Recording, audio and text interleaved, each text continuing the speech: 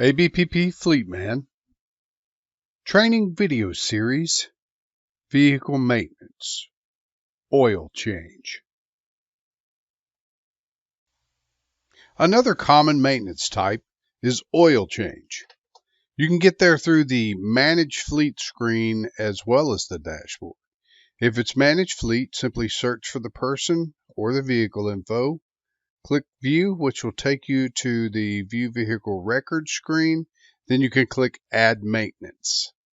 Again, enter the date, select the type. You'll notice when you select oil change, the gallons of gas box is now grayed out as you no longer need to enter gas for oil change. Enter the odometer and the method of payment. Now all that's left to do is enter a brief description of the maintenance.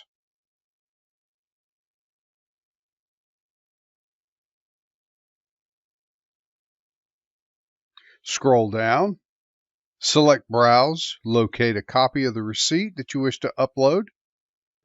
Then click Save, and you will again see your toast message telling you your save was successful. At this point, you can go back out to the dashboard, view the vehicle, and you will now see the new oil change record. You can click on View to see the entire record again in the maintenance screen.